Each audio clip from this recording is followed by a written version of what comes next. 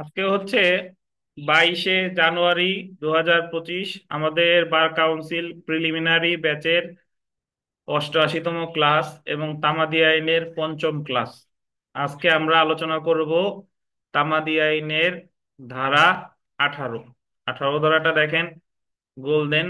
18 ধারায় বলা হয়েছে প্রতারণার ফলাফল বা ইফেক্ট অফ ফ্রড।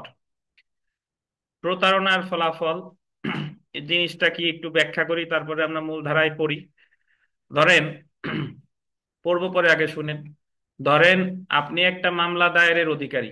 এখন মামলা দায়েরের অধিকার তামাদি মেয়াদ গণনটা তখনই শুরু হয় যখনই আপনি ওই কারণটা সম্পর্কে জানবেন, তখনই তো তামাদি মেয়াদটা শুরু হবে। মানে হলো যে আপনি একজনের কাছে টাকা পান, তো সে যদি বলে যে ভাই টাকা আজ দেবো কাল দেবো, দিব দিব বলতেছে, তা এখনো কিন্তু মামলা করার কারণ উদ্ভব হয় নাই। যখনই সে বলবে কি আমি আর দিব না, বা যখনই আপনি বুঝতে পারলেন যে তার কাছ থেকে আদৌ টাকা আদায় করা আমার সম্ভব না, তখনই তো আসলে আপনার তামাদি মেয়াদ গণনাটা শুরু হবে।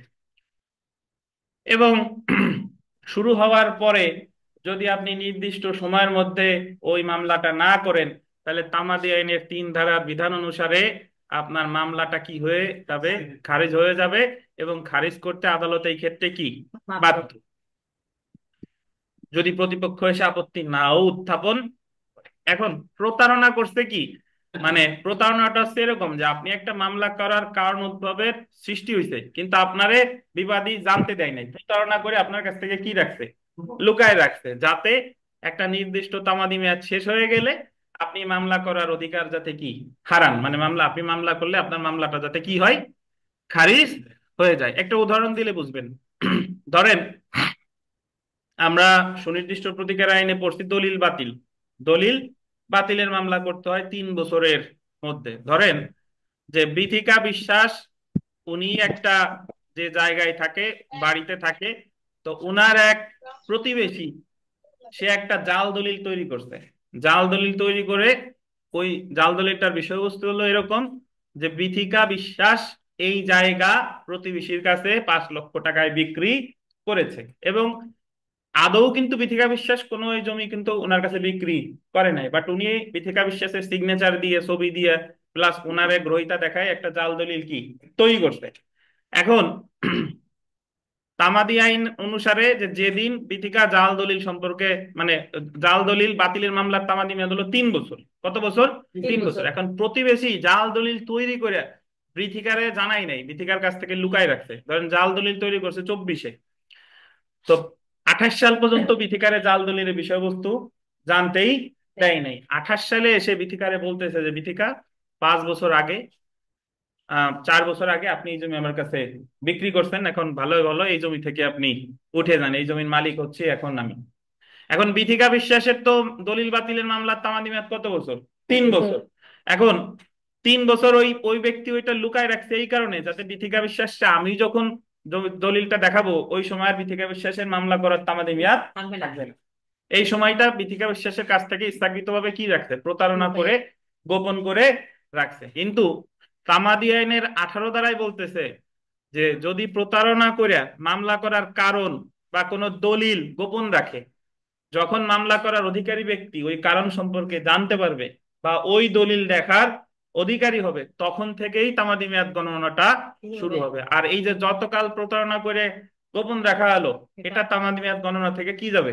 বাদ যাবে। তার মানে যদিও জালকারী ব্যক্তি বিথিকারে দেখাইছে 2028 সালে, তো বিথিকা যেদিন জানতে পারলো ওই 28 থেকে 3 বছরের মধ্যে মামলাটা দায়ের করতে হবে। আর এতদিন যে গোপন রাখলো, এই সময়টা তামাদি মেয়াদ গণনা হতে বাদ যাবে।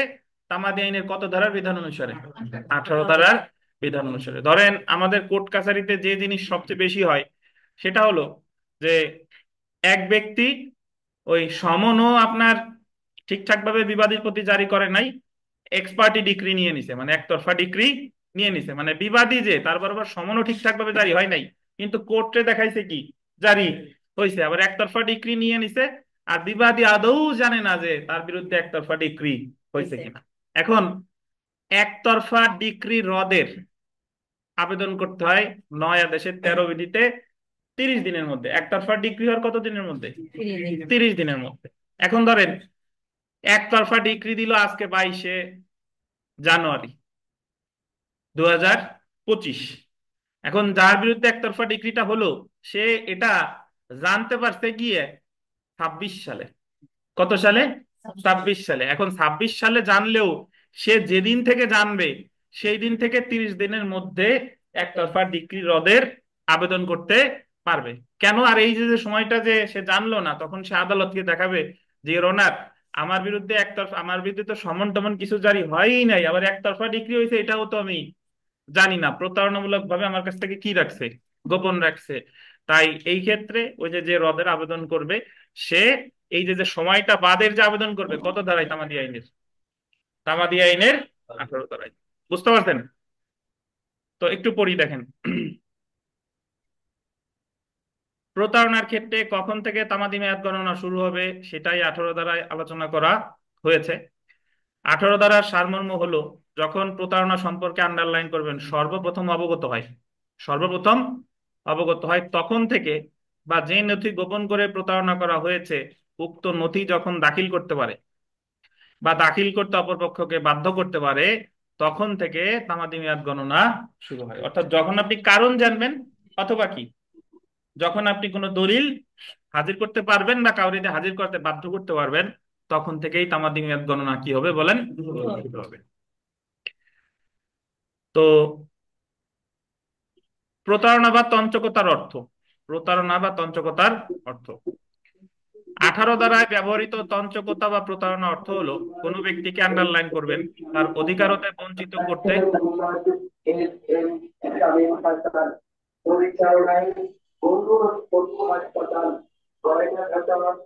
বিনা ঠিক করেন।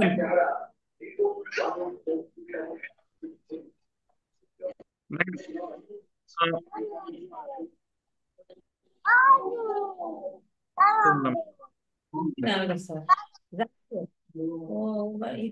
আচ্ছা দেখেন, তো প্রযোজ্যতা দেখেন। ও আচ্ছা, বঞ্চিত করতে বা বঞ্চিত করার প্রচেষ্টায় সক্রিয় কি করা, ছলনা করা। প্রযোজ্যতা দেখেন, তামাদি আইনের 18 ধারা শুধুমাত্র আন্ডারলাইন করবেন মকদ্দমা বা আবেদন দাখিলের তামাদি মেয়াদ গণনার ক্ষেত্রে প্রযোজ্য। এটা মকদ্দমার ক্ষেত্রেও হতে পারে, এটা আবার কি বলেন, আবেদনের ক্ষেত্রেও হতে পারে। আবেদন বলতে এই জায়গায় ওই সবকিছুই বোঝায়। বিবাদী প্রতারণার মাধ্যমে প্রতারণামূলক ভাবে বাদীর মকদ্দমা বা আবেদন দাখিলের অধিকার, এই যে আন্ডারলাইন করবেন, গোপন করেছে। বিবাদী এটা কি করেছে? গোপন করেছে। যে সত্যের ভিত্তিতে বাদীর মকদ্দমা বা আবেদন দাখিলের অধিকার প্রতিষ্ঠিত, সেই সত্য কি করেছে? গোপন করেছে। বাদীর এমন অধিকার প্রতিষ্ঠা করার জন্য যে দলিল প্রয়োজন, সেই সকল দলিল প্রতারণামূলকভাবে গোপন করেছে। সহজ কথা হলো, কারণ গোপন রাখছে, আর যে ক্ষেত্রে দলিল দরকার দলিল গোপন রাখছে, এলো মূল কথা। বুঝতে পারছেন? তো প্রথম উল্লেখিত দুইটি ক্ষেত্রে তামাদি মেয়াদ গণনা শুরু হবে যখন প্রতারণার বিষয়টি বাদী বা ক্ষতিগ্রস্ত ব্যক্তি সর্বপ্রথম জানতে পারে। মানে যদি দলিল বিষয় রিলেটেড না হয়, এমনি কোনো ক্ষেত্রে যেদিন প্রতারণার বিষয় জানতে পারবে সেদিন থেকে তামাদি মেয়াদ গণনা শুরু হবে। আর অন্যদিকে তৃতীয় ক্ষেত্রে, মানে যে ক্ষেত্রে যে দলিল দরকার, তামাদি মেয়াদ গণনা শুরু হবে যখন বাদী বা আবেদনকারীর এমন দলিল উপস্থাপন করার সুযোগ ছিল, বা এমন দলিল হাজির করতে অপর পক্ষকে বাধ্য করার উপায় ছিল সেই দিন হতে। যেদিন এমন দলিল আবিষ্কার করলো সেই দিন হতে নয়। তো এখানে একটা জিনিস বুঝবেন, সেটা হলো যে আপনি যদি ওই যে যে আমি যে উদাহরণটা দিলাম, যে আপনার বিরুদ্ধে একতরফা ডিক্রি হয়েছে, যেদিন আপনি একতরফা ডিক্রি সম্পর্কে জানবেন যে আপনার বিরুদ্ধে একতরফা ডিক্রি হয়েছে, সেদিন থেকে আপনার তামাদি মেয়াদ গণনা শুরু হবে। আর যদি বলে যে জাল দলিল তৈরি করছে, তাহলে যখন আপনি তারে বলবেন যে তুমি জাল দলিল দেখাও, জাল দলিল কি দেখাও, বা সে যদি না দেখায়ও, আপনি গিয়ে রেজিস্ট্রি অফিসে গিয়ে ওরকম একটা দলিলের খোঁজ নিছেন যে আদৌ এরকম কোন দলিল রেজিস্ট্রি হয়েছে কিনা, তখন আপনি জানতে পারলেন, দলিলের নকল তুললেন, তাহলে সেই দিন থেকে তামাদি মেয়াদ গণনা শুরু হবে। অর্থাৎ আপনি উপস্থাপন করছেন অথবা তার কাছে সে যদি দেখায়, এই দুইটার যেটা আগে হবে সেখান থেকে তামাদি মেয়াদ গণনা শুরু হবে। জি। তো যখন থেকে তামাদি মেয়াদ গণনা শুরু হবে, একই কথা দেখেন, যে ক্ষেত্রে বিবাদী প্রতারণার মাধ্যমে প্রতারণামূলক ভাবে বাদীর মকদ্দমা বা আবেদন দাখিলের অধিকার গোপন করেছে, বা যে সত্যের ভিত্তিতে বাদীর মোকদ্দমা বা আবেদন দাখিলের অধিকার প্রতিষ্ঠিত সেই সত্য গোপন রেখেছে, সেক্ষেত্রে তামাদি মেয়াদ গণনা শুরু হবে যখন প্রতারণার বিষয়টি বাদী বা ক্ষতিগ্রস্ত ব্যক্তি সর্বপ্রথম জানতে পারে তখন থেকে। অন্যদিকে দেখেন, অন্যদিকে যে ক্ষেত্রে বিবাদী প্রতারণার মাধ্যমে প্রতারণামূলকভাবে বাদীর মোকদ্দমা বা আবেদন দাখিলের অধিকার প্রতিষ্ঠা করার জন্য যে দলিল প্রয়োজন সেই দলিল প্রতারণামূলকভাবে গোপন করেছে, সেক্ষেত্রে তামাদি মেয়াদ গণনা শুরু হবে যখন বাদী বা আবেদনকারীর এমন দলিল উপস্থাপন করার সুযোগ ছিল বা এমন দলিল হাজির করতে অপর পক্ষকে বাধ্য করার উপায় ছিল সেই দিন হতে। একই ধরনের কথা, জাস্ট আপনি মনে রাখেন যে যদি আপনি কারণ সম্পর্কে অবগত হন সেই দিন থেকে, আর যে ক্ষেত্রে দলিল রিলেটেড ব্যাপার, যেদিন সে দলিল আপনারে দেখায় বা আপনার সামনে উপস্থাপন করে সেই দিন থেকে, বা সে দেখাক বা না দেখাক আপনি যদি উপস্থাপন করতে পারেন সেই দিন বা আপনি যেদিন দলিল আপনার কাছে পাবেন সেই দিন থেকে তামাদি মেয়াদ গণনা শুরু হবে। তো জেনে রাখা ভালোতে দেখেন, জেনে রাখা ভালো যে 18 ধারা শুধুমাত্র মকদ্দমা বা আবেদন দাখিলের তামাদি মেয়াদ গণনার ক্ষেত্রে প্রযোজ্য। ইফেক্ট অফ ফ্রড, এই হলো বিগত বছরের প্রশ্ন। দেখেন যে তামাদি আইনের কোন ধারায় এই আন্ডারলাইন করে তঞ্চকতা বা প্রতারণার কথা বলা হয়েছে। 2017 সালের পরীক্ষায় এসেছিল কোন ধারায়? 18 ধারায়।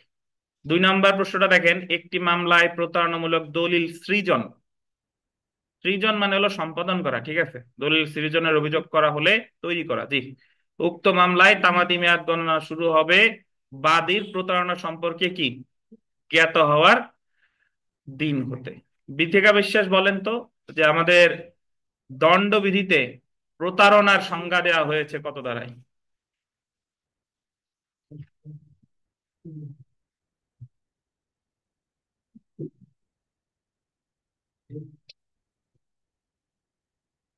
তো ওনারা বলতে দেন, উনি বলুক, দেখি পারেন কিনা। কি পড়ালেখা হয়েছে? দণ্ডবিধিতে প্রতারণার সংজ্ঞা দেওয়া হয়েছে কত ধারায় বিথিকা?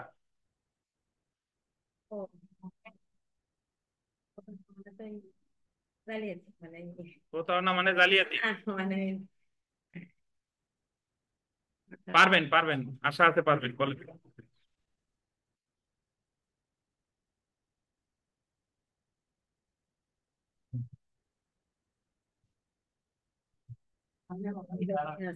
এই শাকিল পারেন? না বলেন না কেউ। রুবেলের পারা উচিত, রুবেল প্রশ্নই শুনে নাই। প্রতারণার সংজ্ঞা দণ্ডবিধিতে কত ধারায় আছে?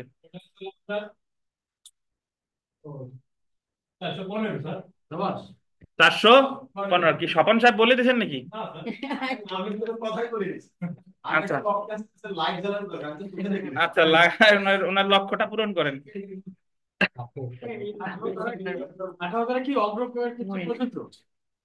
হ্যাঁ অবশ্যই, যদি প্রতারণা আপনার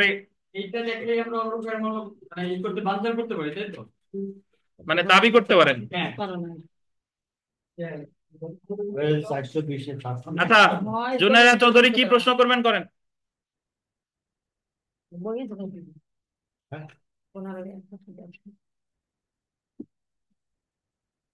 হ্যালো। তো 18 ধারা নিয়ে আপনাদের কোনো প্রশ্ন আছে কিনা? 18 ধারা আমাদের অফলাইন অনলাইনে যারা যারা আছেন, 18 ধারা রিলেটেড কোনো প্রশ্ন থাকলে দয়া করে করতে পারেন।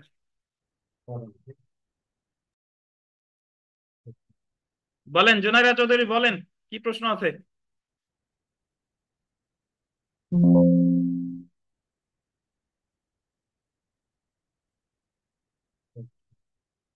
ও আচ্ছা, আপনাদের তো মিউট করে রেখে দিছি, ওয়েট।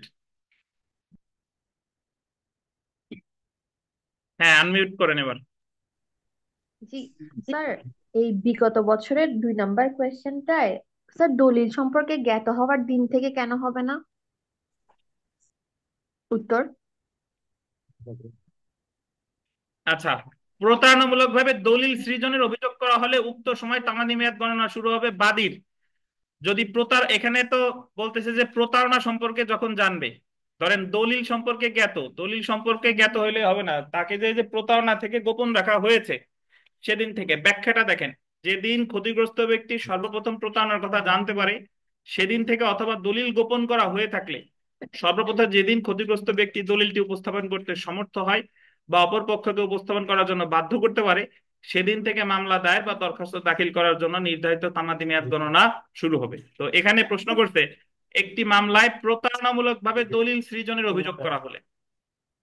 স্যার তো আমি একটু ক্লিয়ার, মানে একটু আরেকটু কোয়েশ্চেন জিজ্ঞেস করি। তো তার মানে হচ্ছে যদি আমি দলিল সম্পর্কে জানি তারপরও মানে আমি আমার তামাদি মেয়াদ শুরু হবে না। তামাদি মেয়াদ তখন কি শুরু হবে যখন অপর পক্ষকে আমি চ্যালেঞ্জ করতে পারবো দলিলটা দেখানোর জন্য, জি, যেদিন তাই তো? আপনি প্রতারণা সম্পর্কে জানলেন, দেখ আপনি জি। এভাবে মানে এই 18 ধারার সুবিধাটা বাদী নিবে। তো 18 ধারার হুম, সুবিধা হলো যে বাদী যদি নির্ধারিত তামাদি মেয়াদ থাকে, দলিল সম্পর্কে জানলো বা তামাদি মেয়াদ আছে, তাহলে তো ওনার আর 18 ধারার সুবিধা নেওয়ার দরকার নাই। বাদী 18 ধারার সুবিধাটা কখন নাই? যখন ওনার তামাদি মেয়াদ শেষ, তখন আমি দেখাইতে পারি যে এই আমারে প্রতারণা করে ইচ্ছা করে দলিলের বিষয়টা কি রাখছে, গোপন রাখছে। স্যার এই তদন্তকর্তা প্রতারণা আর কোনো বাংলা আছে স্যার? আচ্ছা, আমরা 19 ধারায় চলে আসবো। দেখেন, ধারা 19। হ্যাঁ, প্রবঞ্চনা। ধারা 19, লিখিতভাবে প্রাপ্তি স্বীকারের ফলাফল। আন্ডারলাইন করেন, effect of acknowledgement in writing. লিখিতভাবে প্রাপ্তি স্বীকারের ফলাফল। আপনি যার বিরুদ্ধে একটা দেওয়ানি মামলা করবেন, মামলা করার তামাদি মেয়াদ শুরু হওয়ার পরে, শেষ হওয়ার আগে, সে এসে আপনারে লিখিত দিছে যে ভাই আসলেই আপনি আমার কাছে এত টাকা পাবেন, আসলেই আপনার আমি বেদখল লিখিতটা করছি। আলাদা হয়। তো এই লিখিত লিখে দিবে এবং কি করবে, সিগনেচার করবে। তাহলে যেদিন থেকে সে লিখিত দিবে সেদিন থেকে আবার নতুন করে তামাদি মেয়াদ গণনা শুরু হবে। ধরেন আপনি একজনের বিরুদ্ধে অর্থ আদায়ের মামলা করবেন। তো যার বিরুদ্ধে অর্থ আদায়ের মামলা করবেন, মামলার কারণ উদ্ভব থেকে তামাদি মেয়াদ হচ্ছে 3 বছর। তো 2 বছর যাবত আপনি কোনো মামলা করেন নাই, তার মানে আপনার হাতে আছে আর কয় বছর, 1 বছর। এর মধ্যে যার বিরুদ্ধে মামলাটা করবেন সে এসে বলতেছে যে ভাই আপনি যেহেতু এতদিন আমার বিরুদ্ধে মামলাটা করেন নাই, আমি এই যে লিখিত দিয়ে গেলাম, আপনি আসলেই আমার কাছে এত টাকা পান, আমি আস্তে আস্তে করে আপনারে পরিশোধ করে দিব। বুঝতে পারছেন? তো এই যে যখন এই সিগনেচারটা সে করে গেল, ভবিষ্যতে যদি আর টাকা নাও দেয়, এই যে যেদিন থেকে সে লিখিত প্রাপ্তি স্বীকার দিয়ে গেল, এই দিন থেকে আবার নতুন করে 3 বছর গণনা শুরু শুরু হবে। হবে। এটাই বলছে কত ধারায়, 19 ধারায়। নাকি ওই লিখিত প্রাপ্তির পরে যদি কোনো সময় অস্বীকার করি তারপর করবে? হ্যাঁ, সেটাই তো বোঝাচ্ছে। সে যদি টাকা দিয়ে দেয় তাহলে তো আর আপনার, না, দিয়ে দেয় না, মানে ধরেন আমি স্বীকার করলাম যে আপনার না টাকা ওই দিন থেকে, ওই দিন থেকেই জি, পরবর্তীতে না দিচ্ছে। ওই দিন থেকে লিখিত প্রাপ্তি স্বীকার যেদিন করবে সেদিন থেকে। জি। তো এখানে যে জিনিসটা দেখেন, আমি সব উদাহরণেই অর্থের মামলা দিয়ে থাকি, অর্থের মামলা বোঝানো সহজ। যদি এরকম হয় যে আপনি দখলে পুনরুদ্ধারে মামলা করবেন, তামাদি মেয়াদ 6 মাস, এখন তিন তিন মাস পর্যন্ত আপনি কোনো মামলা করেন নাই, তাহলে যে আপনাকে বেদখল করেছে সে অথবা তার বৈধ প্রতিনিধি, বৈধ প্রতিনিধি মিনস আইনজীবী হতে পারে বা অন্য কোনো ব্যক্তি হতে পারে, সে এসে যদি স্বীকার করে যে আসলেই আমি অমুককে বেদখল করেছি, আমি তার দখল ফিরাই দিব, তাহলে ওই দিন থেকে আবার নতুন করে তামাদি মেয়াদ গণনা কি হবে বলেন? শুরু হবে। বুঝেছেন? এটাই কত দাঁড়ায়, 19। এখন 19-এর কতগুলো শর্ত আছে। শর্তটা হলো এটা লিখিত হইতে হবে, এটা লিখিত হইতে হবে। স্বাক্ষরিত হতে হবে, এবং 19-এর আর একটা যে বিষয়টা সেটা হলো স্বয়ং যে বিবাদী সেও স্বীকার করতে পারে অথবা তার বৈধ প্রতিনিধিও স্বীকার করতে পারে। এবং সবশেষে যেটা গুরুত্বপূর্ণ, এই প্রাপ্তি স্বীকারটা যে আপনার কাছেই করতে হবে এমন কোনো কথা নাই। এটা ধরেন এই সুমন সেন টাকা পাবে বিথিকার কাছে, তখন বিথিকা যদি আরিফ সাহেবের কাছে লিখিত দেয় যে আসলেই সুমন দা আমার কাছে এত টাকা পাবে, সেক্ষেত্রেও কিন্তু 19 ধারা প্রযোজ্য হবে। অর্থাৎ বাদীর ক্ষেত্রেই যে সরাসরি স্বীকারোক্তিটা স্বীকৃতিটা দিতে হবে এমন কোনো কথা নাই। নেই, অন্য কোনো ব্যক্তির ক্ষেত্রেও এটা কি বলেন, দিতে পারে। বুঝতে পেরেছেন? আচ্ছা, একটু পড়ি দেখেন, তামাদি আইনের 19 ধারায় লিখিতভাবে প্রাপ্তি স্বীকার বা ইংলিশটা আন্ডারলাইন করেন, effect of acknowledgement in writing সম্পর্কে আলোচনা করা হয়েছে। যখন কোনো গোল দিবেন সম্পত্তি বা গোল দিবেন অধিকার সম্পর্কে মামলা দায়ের বা দরখাস্ত দাখিল করার জন্য তামাদি মেয়াদ উত্তীর্ণ হওয়ার পূর্বেই যে পক্ষের নিকট থেকে উক্ত সম্পত্তি বা অধিকার দাবি করা হচ্ছে সেই পক্ষ লিখিত ও স্বাক্ষরিত করে উক্ত সম্পত্তি সম্পর্কে দায় স্বীকার করে, তখন এই যে দেখেন আলামিন সাহেব, তখন উক্ত স্বীকৃতি স্বাক্ষরিত হওয়ার সময় থেকে উক্ত স্বীকৃতি স্বাক্ষরিত হওয়ার সময় থেকে তামাদি মেয়াদ নতুন ভাবে গণনা শুরু হবে। এখন স্বাক্ষরিত হওয়ার সময় থেকে শুরু হলো কেন? বইতে তো পুরো ভাঙাই বলে নাই, বইতে বলতে স্বাক্ষরিত করে গেল, সে এখন বলে গেল যে দিয়ে দিব, পরে আবার বলতেছে যে দিব না। হ্যাঁ, ওই দিন থেকে আবার নতুন করে তামাদি মেয়াদ গণনা শুরু হবে। শর্ত সমূহতে চলে আসি, দেখেন শর্ত সমূহ যে তামাদির মেয়াদ গণনায় স্বীকৃতি নীতিটি প্রযোজ্য করে নতুন করে তামাদি মেয়াদ গণনা করতে হলে নিম্নলিখিত শর্তসমূহ পূরণ করতে হবে, যথা স্বীকৃতিটি কোনো সম্পত্তি অথবা অধিকারের দায় সম্পর্কে হতে হবে। কারণ আমরা জানি দেওয়ানি মামলা দুইটা ক্ষেত্রে হয়, সুটস অফ সিভিল নেচার। দেওয়ানি কার্যবিধির 9 ধারায় বলা হয়েছে রাইট টু অফিস আর রাইট টু প্রপার্টি, মানে সম্পত্তির অধিকার আর একটা কি পদের অধিকার। এমন সম্পত্তি সম্পর্কে বিদ্যমান দায় সাবসিস্টিং লায়াবিলিটি সম্পর্কে প্রাপ্তি স্বীকার হতে হবে। 2 নাম্বার দেখেন, উক্ত সম্পত্তি বা অধিকার বিষয়ে মকদ্দমা দায়ের করতে তামাদিতে নির্ধারিত মেয়াদ অতিবাহিত হওয়ার পূর্বে এমন স্বীকৃতি প্রদত্ত হতে হবে। যে এসে স্বীকৃতিটা দিল তাকে স্বীকৃতিটা দিতে হবে তামাদি মেয়াদ শেষ হওয়ার আগে। ধরেন অর্থের মামলা করার তামাদি মেয়াদ ছিল 3 বছর, 3 বছরের মধ্যে আমি মামলা করি নাই, আর যার কাছে টাকা পাই সে 3 বছরের মধ্যে স্বীকৃতিও দেয় নাই, সে 3 বছর 1 মাস হয়ে যাওয়ার পরে যদি স্বীকৃতি দেয় তাহলে কিন্তু তামাদি আইনের 19 ধারার সুবিধা পাওয়া যাবে না। বুঝতে পেরেছেন? লিখিত স্বীকৃতি দিয়ে গেল, হ্যাঁ, তখন থেকে যদি ওই যে দখল পুনরুদ্ধারের মামলায় 6 মাস পর্যন্ত ওয়েট করার পরে তারপরে যদি মেয়াদ না দেয় ফেরত, তখন আর মেয়াদ থাকবে না। মানে না, যেদিন থেকে অস্বীকার করবে সেদিন থেকে ওই ইয়া হবে। জি জি, যে আমাকে দখল পুনরায় ফেরত দিবে, অপেক্ষা করতে করতে 6 মাস হয়ে গেল, বাট ওরা দিল না, তখন কি হবে? 5 মাস, সে লোভ দিল, দিব দিব 5 দিব। মাস 29 দিন হলো, এরপরে যদি দেয় তাহলে আবার 6 মাস, মানে একদিন পাই গেছে, লোকে যদি না দেয়, দিব দিব বলে না আর দিল্লি মনে হয় পাবে না, এরকম ধরে পাবে না। আচ্ছা ধন্যবাদ। প্রতারণা, সেটা অপরাধ, প্রতারণা। সেদিন থেকে আপনি ওই যে যে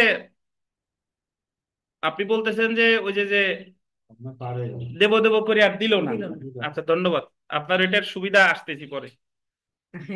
সেক্ষেত্রে আমরা 23 ধারা লাগাবানি, কন্টিনিউইং প্রেস অফ। জি দেখেন, আচ্ছা আচ্ছা, হ্যাঁ দেখেন, স্বীকৃতিটি অবশ্যই আন্ডারলাইন করেন লিখিত হতে হবে। মৌখিক স্বীকৃতির ক্ষেত্রে 19 ধারা প্রযোজ্য হবে না, এটা একটু আন্ডারলাইন করেন। 19 ধারা হতে হলে অবশ্যই কি হতে হবে? লিখিত। লিখিত হতে হবে।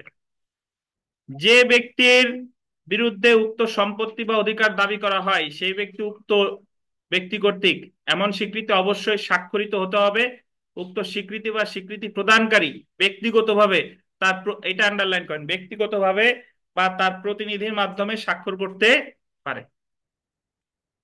মানে ব্যক্তিগতভাবে তো বুঝেন, আপনি স্বয়ং করলেন, আর প্রতিনিধি মানে আপনি যদি অক্ষম হন আপনার আইনজীবী থাকতে পারে, বা আপনার যদি অন্য কোনো প্রতিনিধি থাকে সেও স্বাক্ষর করতে পারে। উপরিল্লিখিত শর্তাদি পূরণ হলে স্বীকৃতি স্বাক্ষর হওয়ার তারিখ হতে তামাদি মেয়াদ নতুন করে গণনা শুরু হবে।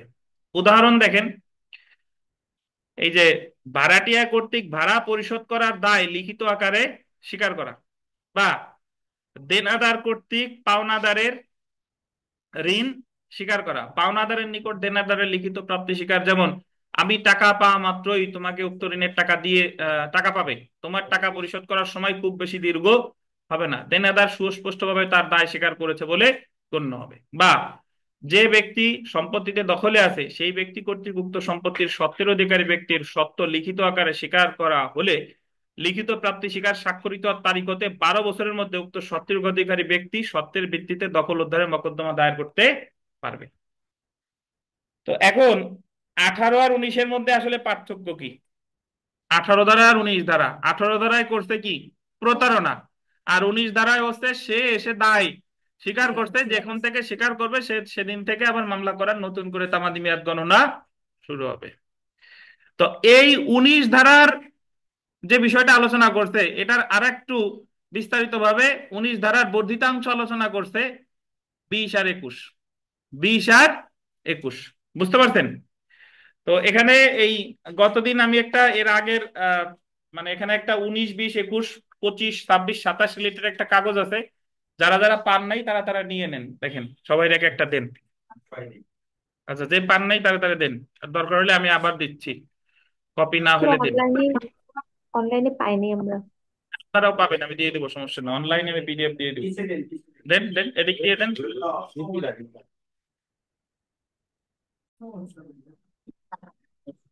আচ্ছা দেখেন, 19 ধারার যে বিষয়বস্তু সেটা আমি একটু ব্যাখ্যা দিই আগে।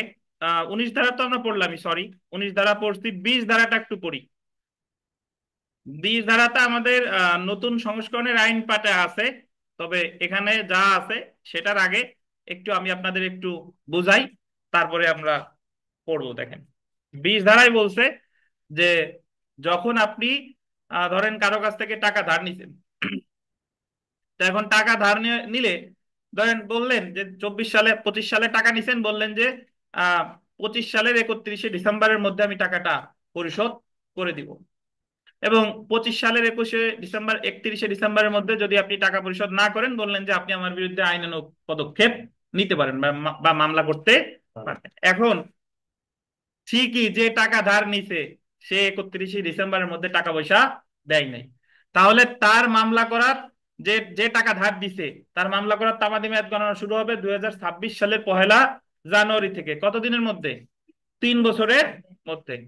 তাহলে 26, 27, 28, মানে 28 সালের 31শে জানুয়ারির মধ্যে ওনাকে মামলাটা করতে হবে। 26, 27, 28, 28 সালের কত জানুয়ারি? 31শে জানুয়ারি, 31শে ডিসেম্বর, সরি নট জানুয়ারি, 31শে ডিসেম্বর। আচ্ছা, এখন ধরেন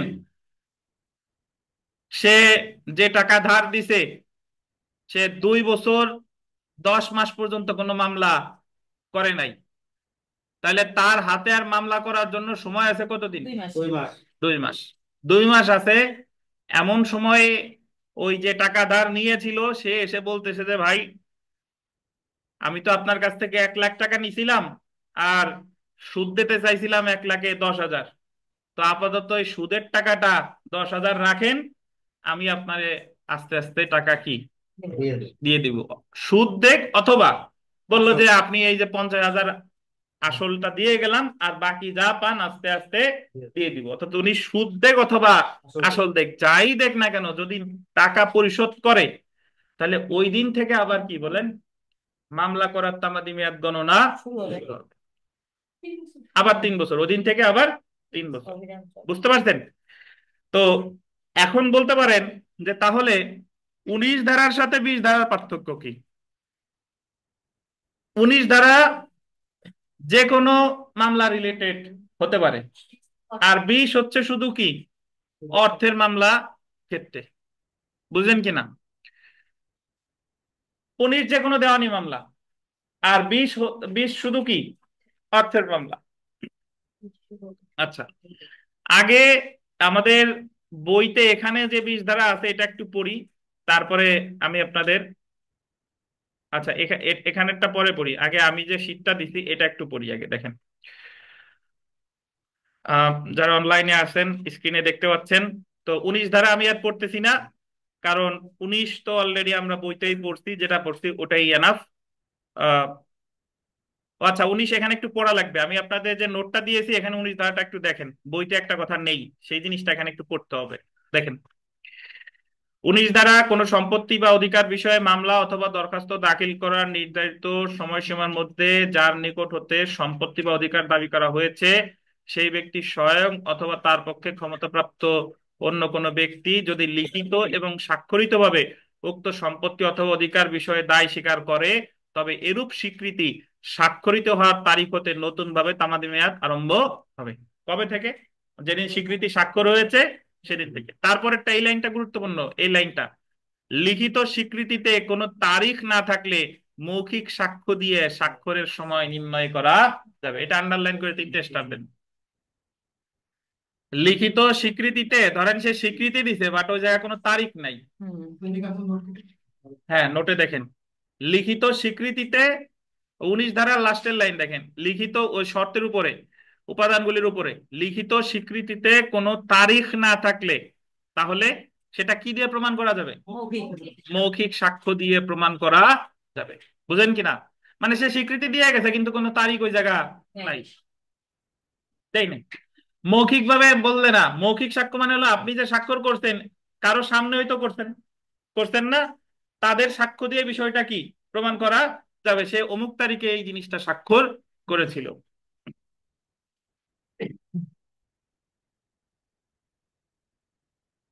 ধারা 20টা একটু দেখি, এখানে দেখেন ধারা 20 ধারা, আমি যে নোটটা দিছি এখানে দেখেন, কোন দেনা বা এর সুদ বাবদ কোনো অর্থ প্রদান করা হলে অর্থ প্রদানের তারিখ হতে দেনাদারের বিরুদ্ধে নতুন করে তামাদি মেয়াদ গণনা শুরু হবে।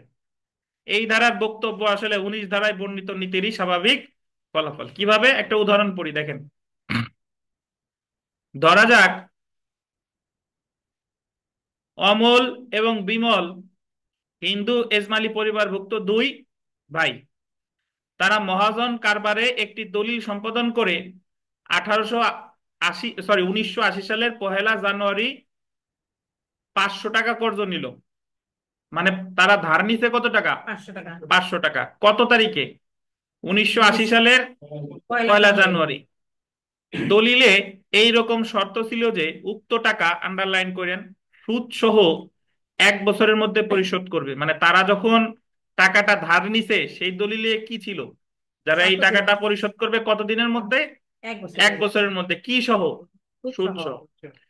তদ অবস্থায় অমল এবং বিমল যদি দলিলের শর্ত অনুযায়ী 1981 সালের 1 জানুয়ারির মধ্যে সুদ সহ টাকা পরিশোধ না করে, তবে ওই দিন হতে দেনাদার ভ্রাতাদের বিরুদ্ধে নালিশের কারণ উদ্ভব হবে। নাকি? 1 বছর ধার নিছে 80 সালের 1 জানুয়ারি, শেষ দিন তো 81 সালের 1 জানুয়ারি, ওই দিন যদি টাকা না দেয় তাহলে ওই দিন থেকে তামাদি মেয়াদ গণনা কি হবে? শুরু হবে। এবং সেই দিন হইতেই তামাদি কাল আরম্ভ হবে এবং 3 বছরের মধ্যে অর্থাৎ 1984 সালের 1 জানুয়ারির মধ্যে মহাজনকে টাকা আদায়ের জন্য আদালতে আর্জি দাখিল করতে হবে। অর্থাৎ যে টাকা ধার দিছে তার মামলাটা করতে হবে 3 বছর, মানে 1984 সালের 1 জানুয়ারি। 1984 সালের 1 জানুয়ারির পূর্বে ধরা যাক 1983 সালের 28 ডিসেম্বর তারিখে যদি দেনাদার ভ্রাতাগণ উক্ত দলিলের পাওনার মধ্যে 2 টাকা ওয়াসিল দিয়া দস্তখত করে দেয়, মানে যেদিন মেয়াদ শেষ হবে তার 3 দিন আগে এসে তারা দিছে কয় টাকা? প্রায় শোধ করে দিছে। কয় টাকা দিছে? 2 টাকা। তবে এই স্বীকৃতির বলে 1983 সনের 28 ডিসেম্বর হইতে নতুন করে দেনাদারের বিরুদ্ধে তামাদি মেয়াদ কাল আরম্ভ। বুঝতে পারছেন? যদিও তারা দিছে মাত্র কয় টাকা? 2 টাকা। দেনাদার ভ্রাতাগণ আপোষে টাকা না দিলে 1986 সালের 28 ডিসেম্বরের মধ্যে তাদের বিরুদ্ধে টাকা আদায়ের জন্য মামলা দায়ের করা যাবে। বুঝছেন? এই জায়গা 20 ধারাটা বোঝা গেছে? এই বিথিকা, আপনি বুঝছেন? গণেশ সাহেব, 20 ধারার মূল কথা হলো সে হয় মূল টাকার কিছু দিছে অথবা সুদের কিছু দিছে, দিলে ওই দিন থেকে আবার নতুন করে তামাদি মেয়াদ গণনা শুরু হবে। এটা কত? 20 না 20? আচ্ছা, যাই হোক। আচ্ছা, এখন দেখেন 21টাও একটু এর মধ্যে পড়ে ফেলি। 21 ধারা আমি একটু বলে নি, তারপরে উদাহরণটা একটু পড়ি। 21 ধারায় প্রকৃতপক্ষে বলছে যে যে ক্ষেত্রে দুইজনে, আগের উদাহরণে টাকা নিছিল কয়জন? দুইজনে কয় টাকা নিছে? 500 টাকা। 500 টাকা। এখন ফেরত দেওয়ার সময় ধরেন এক ভাই এসে 2 টাকা দিছে, আর এক ভাই দেয় নাই, নিছিল 2 ভাইতে, আর যখন 2 টাকা দিল দিছে কে? এক ভাই, আর এক ভাই দেয় নাই। এখন প্রশ্ন হলো যে যে ভাই টাকা দিছে শুধুমাত্র সেই ভাইয়ের বিরুদ্ধে নতুন করে তামাদি মেয়াদ গণনা শুরু হবে, নাকি 2 ভাইয়ের বিরুদ্ধেই তামাদি মেয়াদ গণনা শুরু হবে? যদি তারা হিন্দু যৌথ পরিবারের সদস্য হয়, মানে টাকা দেওয়ার সময়, টাকা নেওয়ার সময় যদি তারা এইরকম কথা বলে যে আমরা 2 ভাই একসাথে নিলাম এবং আমরা জয়েন্টলি লায়াবল থাকবো, তাহলে এক ভাই দিলেও উভয় ভাইয়ের বিরুদ্ধেই তামাদি মেয়াদ গণনা শুরু হবে। আর যে টাকা, যে 2 টাকা দিল, সে যদি বলে যায় যে ও আর খবর আমি জানি না, আমারটা আমি দিয়ে গেলাম, আমি 250 ভাগ করে আমার ভাগে আমি 250 টাকার প্লাস সুদের 2 টাকা দিয়ে গেলাম, তো ওনার ক্ষেত্রে নতুন করে তামাদি মেয়াদ গণনা শুরু হবে। আর ওই যে যে টাকা পয়সা দেয় নাই তার ক্ষেত্রে নতুন করে তামাদি মেয়াদ গণনা শুরু হবে না, হবে না। বুঝছেন? মানে 21 ধারাটা অনেকটা কিসের মতো? 20-এর মতো, 20-এর মতো। 7 ধারা। 7 ধারায় অক্ষম ছিল কয়জন ব্যক্তি? এক বা একাধিক। একবার খালি। তা তাদের ক্ষেত্রে স্থগিত থাকবে কিনা মনে আছে কিনা? আর এই জায়গায়ও 21 ধারায় টাকা নিছিল কয়জন? 2 জন। 2 জন নিতে পারে, 3 জন নিতে পারে, 4 জন নিতে পারে, কিন্তু দেখা গেল যে শোধ করার সময় 1 জন করছে বা 2 জন করছে, বাকি 2 জন করে নাই। তাহলে সকলের বিরুদ্ধে কি তামাদি মেয়াদ গণনা শুরু হবে নাকি যারা দিছে তাদের ক্ষেত্রে শুরু হবে? এটা ডিপেন্ড করে তারা যখন টাকা নিয়েছিল তাদের ওই কিসের উপরে, সম্পর্কের উপরে। বুঝতে পারছেন? তো একটু পড়ি দেখেন। যদি এমন হয় যে বড় ভাই অমল পাওনার মধ্যে দলিলে 2 টাকা আশিল দিয়ে দস্তখত দিয়েছে, কিন্তু বিমল এই স্বীকৃতিতে সামিল হয় নাই। মানে অমল দিছে কিন্তু বিমল অমলের সাথে কি না, স্বীকৃতিতে সামিল হয় নাই, মানে একমত হয় নাই। অর্থাৎ বিমল দস্তখত দেয় নাই। তদবস্থায় হিন্দু এজমালি পরিবারের কর্তা স্বরূপ বড় ভাই স্বীকৃতিতে দস্তখত দিলে তা অত্র আইনের 21 ধারা অনুযায়ী উভয় ভ্রাতার পক্ষে স্বীকৃতি বলে গণ্য হবে এবং উভয় ভ্রাতার বিরুদ্ধে তামাদি মেয়াদ রক্ষিত হবে না। এই ক্ষেত্রে স্বীকৃতি বিমল স্বীকৃতিতে সামিল না হলেও তার বিরুদ্ধে দাবি তামাদি হবে না, কিন্তু দুই ভ্রাতা যদি আন্ডারলাইন করেন পৃথক থাকে, কি থাকে, পৃথক থাকে, তবে একজনের স্বীকৃতি দ্বারা অপরজনের বিরুদ্ধে তামাদি রক্ষা পাবে।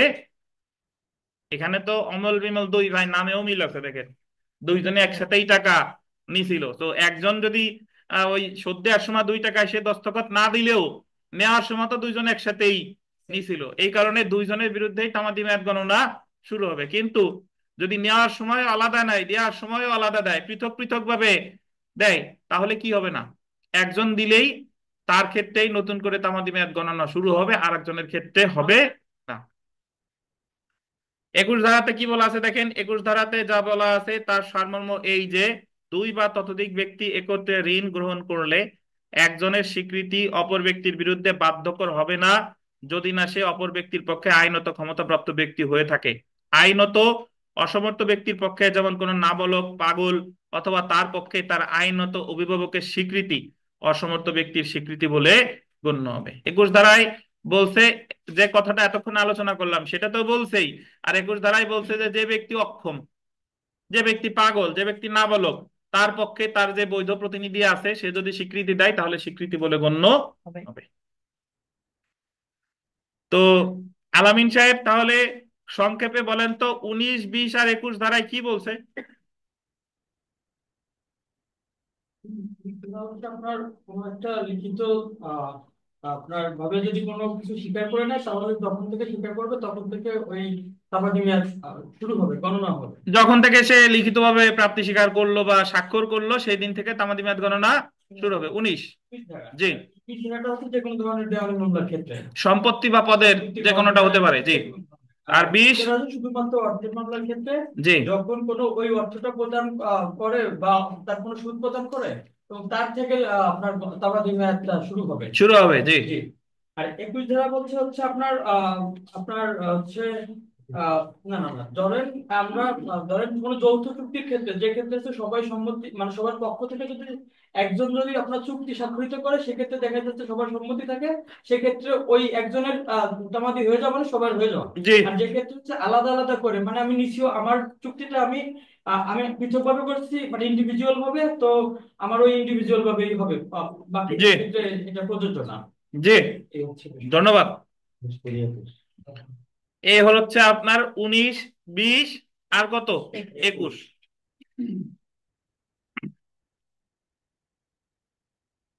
তো এখানে আমাদের আইন পাঠে যে 20 ধারাটা আছে এটা একটু পড়ি দেখেন।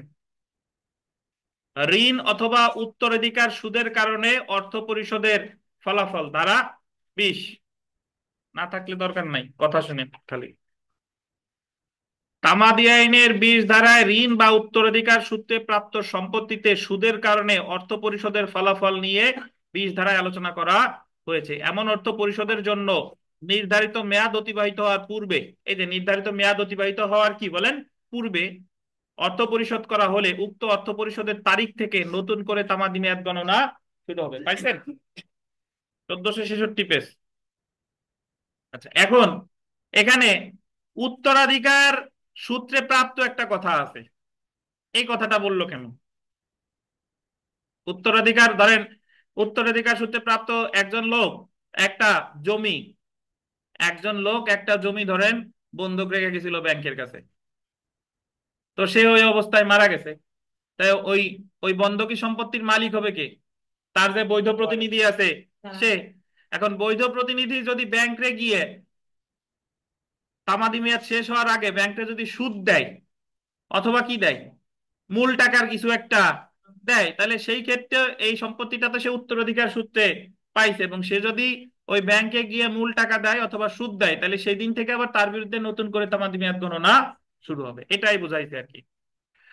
তবে এই ক্ষেত্রে নিম্নলিখিত শর্ত পূরণ হতে হবে, যথা ঋণ বা উত্তরাধিকার সুদ পরিশোধিত হতে হবে। উক্ত ঋণ বা উত্তরাধিকার সুদ পরিশোধের জন্য আন্ডারলাইন করবেন, নির্ধারিত মেয়াদ অতিবাহিত হওয়ার পূর্বে এমন অর্থ পরিশোধ হতে হবে।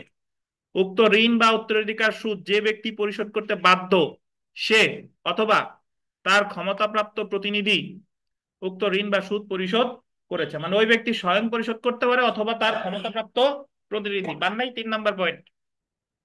4 নাম্বার পয়েন্টটা দেখেন যে উক্ত ঋণ বা সুদ যে ব্যক্তি পরিশোধ করেছে তার কর্তৃক, আন্ডারলাইন করবেন, লিখিত স্বাক্ষরিত হবে বা অন্যের লিখিত হলেও তৎকর্তৃক স্বাক্ষরিত প্রাপ্তি স্বীকার থাকবে। তাহলে 19-এও লিখিত হতে হবে, স্বাক্ষরিত হইতে হবে, 20-এও কি লিখিত হইতে হবে, স্বাক্ষরিত হতে হবে। বাট 19-এর ক্ষেত্রে এটা সম্পত্তি অথবা পদের অধিকার, সম্পত্তি অথবা পদের অধিকার, কিন্তু 20-এর ক্ষেত্রে শুধু কি অর্থ। বুঝেছেন? এখন পীঠিকা বলেন তো, 20 ধারা আমরা যা পড়লাম, ওই যে ঋণ পরিশোধ করবে বা সুদ পরিশোধ করবে, এটা কি পুরোপুরি পরিশোধ করা লাগবে কিনা? আগে প্রশ্ন বুঝবেন, তারপরে উত্তর দিবেন। ওনারা বলতে দেন।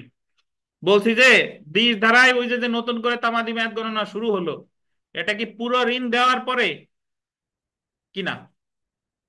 স্যার বিয়েদের ওই যে নতুন করে যেটা দেওয়া হয় সেটা বাদে যা থাকবে তাই। আমি কি প্রশ্ন করতে বুঝতেন? প্রশ্ন বুঝছেন আগে সেটা বলেন।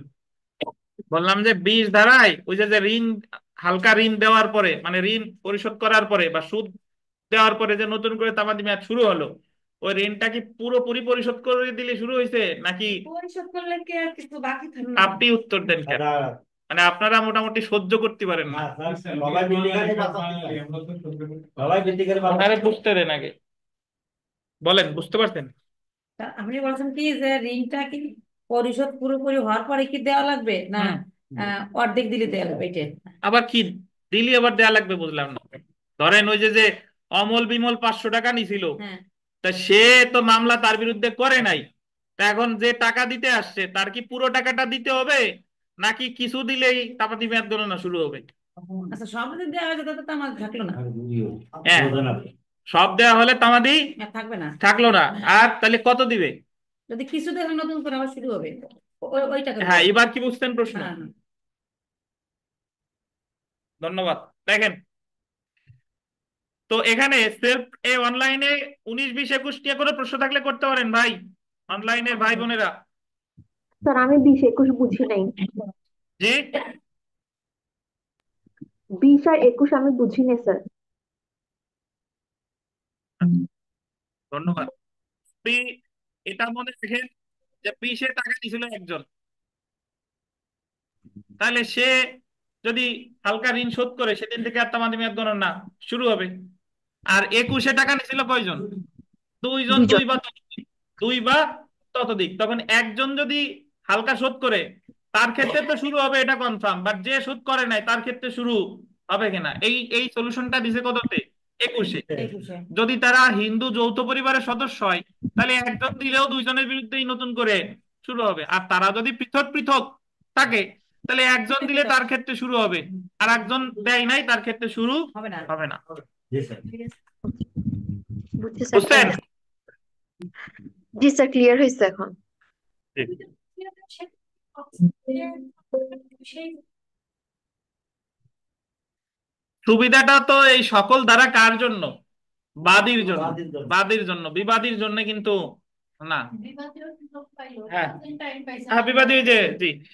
তো 4 নাম্বারটা দেখেন, 4 সেলফ প্র্যাকটিসের 4 নাম্বারটা ভিভিআই আপনাদের পুরাতন বইতেও আছে, ভাব ধরবেন না যে নাই, পুরাতন বইতেও আছে। 19 এবং 20 নং ধারায় বর্ণিত আন্ডারলাইন করেন, যথাযথ ক্ষমতাপ্রাপ্ত প্রতিনিধি বলতে নিম্নের কাকে অন্তর্ভুক্ত করা হবে? আইনগত অভিভাবক, কমিটি বা ম্যানেজার, অনুরূপ অভিভাবক, কমিটি বা ম্যানেজার কর্তৃক স্বীকৃত স্বাক্ষর করার বা অর্থ প্রদান করার ক্ষমতাপ্রাপ্ত ব্যক্তি। উপরের কি বলেন? উপরের সবগুলো।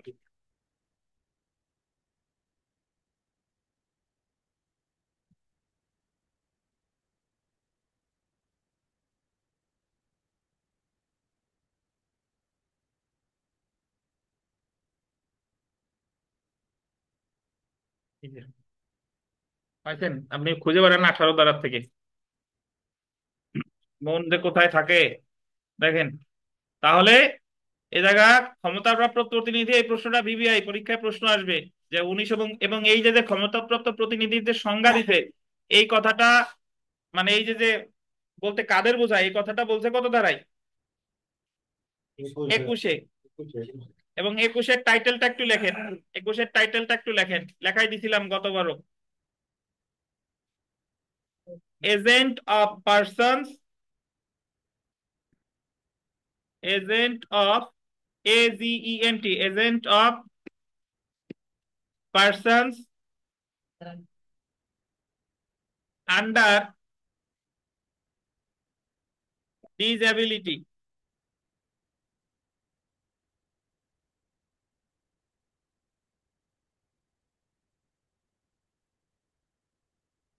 Agent of persons, PERSONS, persons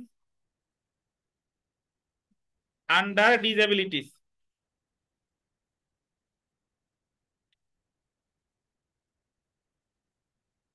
মানে হলো অক্ষম ব্যক্তির প্রতিনিধি, অক্ষম ব্যক্তির প্রতিনিধি। প্রতিনিধি।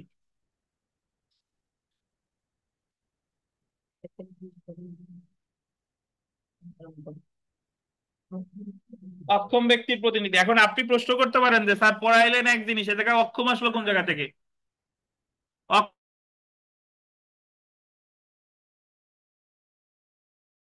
শুনেন, আমরা নামাজের বিরতিতে যাব, তার আগে একটু বলে নিই যে এখানে কেন অক্ষম ব্যক্তির প্রতিনিধি বলা হলো।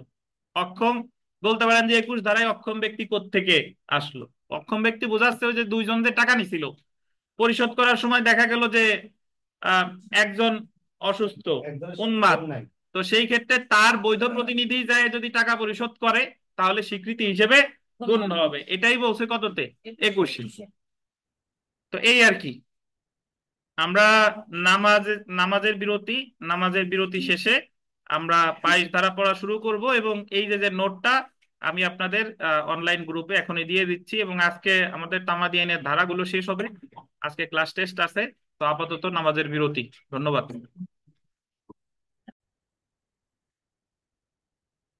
তো আমরা বিরতির আগে 21 ধারা পর্যন্ত বিস্তারিত আলোচনা করেছিলাম, এখন পড়ব 22 ধারা। 22 ধারা দেখেন, নতুন বাদী বা বিবাদী যুক্ত বা প্রতিস্থাপন করার ফলাফল। ইফেক্ট অফ, আন্ডারলাইন করেন, সাবস্টিটিউটিং। সাবস্টিটিউটিং এর বাংলা অ্যাকচুয়ালি প্রতিস্থাপন বা স্থলাভিষিক্ত।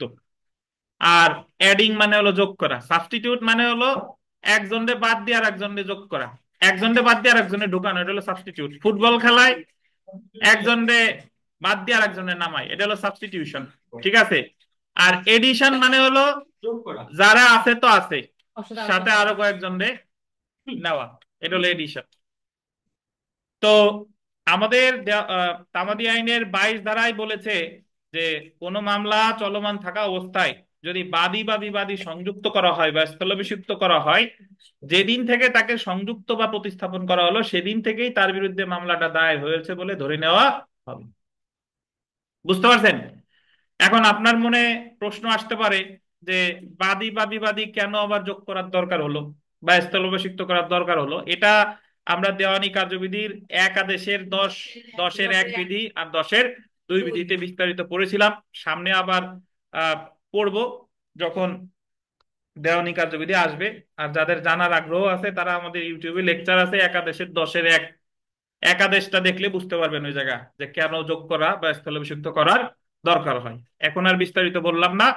তো বাদী বা বিবাদী যদি সংযোগ করে বা স্থলাভিষিক্ত করে, সেক্ষেত্রে যেদিন থেকে তাদের মামলায় যোগ করা হলো বা স্থলাভিষিক্ত করা হলো সেদিন থেকেই তাদের বিরুদ্ধে মামলা দায়ের করা হয়েছে বলে কি হবে বলেন, গণ্য হবে। তো এখান থেকে প্রশ্ন আসতে পারে এইভাবে, সর্বশেষ যে আপনার বাংলাদেশ জুডিশিয়াল সার্ভিস পরীক্ষা 17 বিজিএস পরীক্ষার লিখিত পরীক্ষার এই 22 ধারাটা আসছে, 22 ধারা এইভাবে আসছে যে নতুন করে বাদী বা বিবাদী যুক্ত করার ফলাফল সম্পর্কে আলোচনা করুন, 3-4 মার্ক থাকতে পারে। তো এই হচ্ছে মূল কথা। তো আমাদের প্রিলিমিনারি পরীক্ষায় কিভাবে প্রশ্ন আসতে পারে, এইভাবে আসতে পারে যে দেওয়ানি তামাদি আইনের 22 ধারায় কাদের সংযুক্ত করার কথা বলা হয়েছে, কাদের, বাদী বাদী বিবাদী। বা বিবাদী, বা তামাদি আইনের 22 ধারায় বাদী বা বিবাদীকে কিসের কথা বলা হয়েছে, সংযুক্ত বা স্থলাভিষিক্ত। কখন থেকে তাদের বিরুদ্ধে মামলা দায়ের হয়েছে বলে গণ্য হবে, মানে যখন তাদেরকে সংযুক্ত বা স্থলাভিষিক্ত। স্থলাভিষিক্ত করা হয়। একটু দেখেন, তামাদি আইনের 22 ধারায় নতুন বাদী বা বিবাদী প্রতিস্থাপন বা সংযুক্ত করার প্রভাব আলোচনা করা হয়েছে। 22 ধারায় বলা হয়েছে যে ক্ষেত্রে মকদ্দমা দায়ের করার পর কোনো নতুন বাদী বা বিবাদী প্রতিস্থাপন বা সংযুক্ত করা হয়, সেই ব্যক্তির ক্ষেত্রে পক্ষভুক্তির তারিখ হতে মামলাটি দায়ের করা হয়েছে বলে গণ্য হবে। আন্ডারলাইন করেন, পক্ষভুক্তির তারিখ থেকে, মানে যেদিন তাকে যোগ করা হলো সেদিন থেকে মামলা দায়ের করা হয়েছে বলে কি হবে বলেন, গণ্য হবে। ব্যতিক্রমে আসেন, ব্যতিক্রম যে 22-এর 1 ধারার কোনো কিছুই প্রযোজ্য হবে না, তবে 22 ধারার কোনো বিধানই প্রযোজ্য হবে না যে ক্ষেত্রে বাদী বা বিবাদী পক্ষভুক্ত করা হয় নিম্নলিখিত কারণে। কি কি দেখেন, মকদ্দমা মুলতবি থাকাকালে, মানে যখন মামলার কার্যক্রম স্থগিত আছে এমন সময় যদি সত্তার্পণ বা অ্যাসাইনমেন্ট বা কোনো স্বার্থ হস্তান্তরের কারণে পক্ষভুক্ত করা হয়। সত্তার্পণ বা অ্যাসাইনমেন্ট এটা বলা যায় যে মামলা আপনি আপনার স্বার্থ, ধরেন আপনি মামলা চালান, পাওয়ার অফ অ্যাটর্নি দিয়ে আপনার মামলা চালানোর ক্ষমতা আরেকজনের উপর অর্পণ করছেন, তো এই ক্ষেত্রে কিন্তু 22 ধারার বিধান প্রযোজ্য হবে না। পাওয়ার অফ অ্যাটর্নি মানে ধরেন আপনি মামলা, আপনি আপনি বিদেশ চলে গেছেন কিন্তু আপনার দেওয়ানি মামলাটা চালানোর ক্ষমতা দিয়ে গেছেন কাকে, ক্ষমতা দিয়ে গেছেন আলামিন সাহেবকে। তো আলামিন সাহেব এক্ষেত্রে চালাইলে এটা পক্ষভুক্তিও হবে না, এটা স্থলাভিষিক্ত হবে না, এটা তার পক্ষে ইনি মামলা পরিচালনা করতেছে। অথবা যে ক্ষেত্রে বাদীকে বিবাদী করা হয়, অথবা যে ক্ষেত্রে বিবাদীকে বাদী করা হয়। এখন আপনি মনে প্রশ্ন আসতে পারে যে বাদীরে আবার কিভাবে বিবাদী করে বা বিবাদীরে কিভাবে বাদী করে। হ্যাঁ, হতেই পারে। উদাহরণ যদি দেই এভাবে দেখেন যে আহ, আমরা যখন ধরেন আহ, আমাদের বিশ্ব রোডে একটা বাস, মানে ইমাদ ধরেন সোহাগ পরিবহন এবং একটা প্রাইভেট কারের মধ্যে সংঘর্ষ হয়েছে। তো এই সংঘর্ষের কারণে পথচারী একজন ব্যক্তি আহত হয়েছে, পথচারী ব্যক্তি কি আহত হয়েছে, বুঝতে পারছেন? তো এই সবাই একটু ঠান্ডা মাথায় শুনেন, এক উদাহরণে সবগুলো চলে আসতেছে। পথচারী আহত হয়েছে, এখন যে পথচারী সে ক্ষতিপূরণের মামলা করতে পারে। ধরেন ক্ষতিপূরণের মামলা করতে শুধু বাসের মালিকের বিরুদ্ধে, মানে পথচারী হচ্ছে বাদী আর ক্ষতিপূরণের মামলার বিবাদীকে বাসের মালিক। কিন্তু আদালত যখন আম, বিচার শুরু হলো, আদালত মনে করলো এই জায়গায় শুধু বাসের মালিককে বিবাদী করলে হবে না, এই জায়গায় কাকেও বিবাদী করা দরকার, ওই কারের মালিককেও বিবাদী করা দরকার। তো মামলা চলমান থাকা অবস্থায় 5 মাস পরে যদি কারের মালিককে বিবাদী হিসেবে যুক্ত করে, তাহলে তার বিরুদ্ধে মামলাটা দায়ের হয়েছে কবে থেকে, যেদিন যুক্ত হয়েছে সেদিন থেকে। বুঝতে পারছেন? আচ্ছা, এখন যদি এরকম হয় যে মামলা পথচারী করে নাই, উল্টা ওই বাস কর্তৃপক্ষ মামলা করছে পথচারীর বিরুদ্ধে যে তোমার কারণে আমার ক্ষয়ক্ষতি হয়েছে, তোমার কারণে বাস আর আর মাইক্রোবাসের ভিতরে কি হয়েছে, সংঘর্ষ হয়েছে। তখন আদালত যদি এটা সবকিছু আহ, মানে পর্যালোচনা করে আদালতের কাছে যদি মনে হয় যে না, এই মামলায় অ্যাকচুয়ালি বাসের মালিক হবে হচ্ছে বিবাদী আর পথচারী হবে কি বাদী, তাহলে এই ক্ষেত্রে আদালত নির্দেশ দিতে পারে, অর্ডার দিতে পারে যে তুমি হবে হচ্ছে বিবাদী আর এ হবে হলো কি বাদী। তাহলে এই সকল ক্ষেত্রে কি 22 ধারার বিধান প্রযোজ্য কিনা বলেন, প্রযোজ্য না। স্যার যে টাকা মামলার যে কি দাবি করে না তখন বাদী জি। তো যাই হোক, এই সকল ক্ষেত্রে 22 ধারার বিধানাবলী প্রযোজ্য হবে না। তো সেলফ প্র্যাকটিসে এখানে নতুন কিছু নাই, যা যা আছে ইনশাল্লাহ এখানে আমরা পারবো। আমরা সরাসরি চলে আসি 23 ধারায়। ধারা 23 আন্ডারলাইন করবেন। অবিরাম চুক্তিভঙ্গ বা অন্যায় করা, কন্টিনিউইং ব্রেসেস অফ কন্ট্রাক্ট। অবিরাম চুক্তিভঙ্গ বা অন্যায় করা, কন্টিনিউইং ব্রেসেস অফ কন্ট্রাক্ট। অবিরাম চুক্তিভঙ্গ বা অন্যায় করা এটা হলো যে আপনি বারবার আপনি যে প্রতিশ্রুতি দিয়েছেন বারবার প্রতিশ্রুতি ভঙ্গ করতেছেন। আপনি একজনের কাছে উম আপনার কাছে মানে একজন আপনার কাছে টাকা পাবে, এখন সে মামলা এখনো করে নাই, আপনি দেখা হলেই বললেন যে ভাই আগামী মাসের 1 তারিখ দিয়ে দিব। তাহলে আগামী মাসের 1 তারিখে আবার বলতেছেন যে তারপরের মাসের 1 তারিখে দিয়ে দিব। যতবার নতুন করে ডেট দিবেন ততকাল নতুন করে তামাদি মেয়াদ গণনা শুরু হবে। শুরু হবে। এটাই হচ্ছে 23 ধারা। বুঝতে পারছেন? এখন 23 ধারা আর 19 ধারার ভিতরে তাহলে অ্যাকচুয়াল পার্থক্য কি? পার্থক্যটা হলো যে 19 ধারাটা হলো অবশ্যই লিখিত এবং স্বাক্ষরিত হতে হতে হবে। হবে, কিন্তু 23 ধারাটা লিখিত হতে পারে আবার কি মৌখিক হতে পারে। মৌখিকও হতে পারে। এই আর কি, একটু পড়ি দেখেন। তামাদি আইন 1908-এর আন্ডারলাইন করবেন। 23 ধারায় তামাদি আইন গণনার ক্ষেত্রে অবিরাম চুক্তিভঙ্গের ফলাফল বা চুক্তি নিরপেক্ষ অবিরাম অন্যায় কার্যের ফলাফল সম্পর্কে আলোচনা করা হয়েছে। 23 ধারায় বলা হয়েছে অবিরাম চুক্তিভঙ্গের বা চুক্তি নিরপেক্ষ আন্ডারলাইন করে অন্যায়ের ক্ষেত্রে চুক্তিভঙ্গ বা অন্যায় চলাকালীন সময়ের প্রতি মুহূর্তেই নতুন করে তামাদি মেয়াদ গণনা শুরু হতে থাকে। একটু পড়ে দেখেন যে 23 ধারার উদ্দেশ্য হলো, আন্ডারলাইন করবেন, মকদ্দমার বহুত্ব নিবারণ করা। কি নিবারণ করা?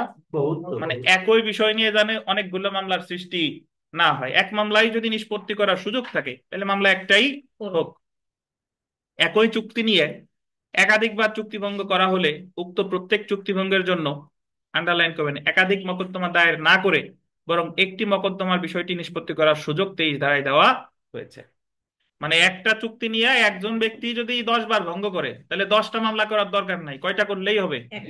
একটা। বা যে ক্ষেত্রে ধারাবাহিকভাবে কোনো অন্যায় কার্য করা হয়, আন্ডারলাইন করেন, বা সেক্ষেত্রে এমন সকল ধারাবাহিক কার্যের কার্য হতে উদ্ভূত সকল ক্ষতির জন্য একটি মকদ্দমায় নিষ্পত্তি করার জন্য 23 ধারা একটি মকদ্দমা দায়ের করার সুযোগ দিয়েছে। ধারাবাহিকভাবে অন্যায় কোনটা? ধারাবাহিকভাবে অন্যায়ের একটা উদাহরণ নেই।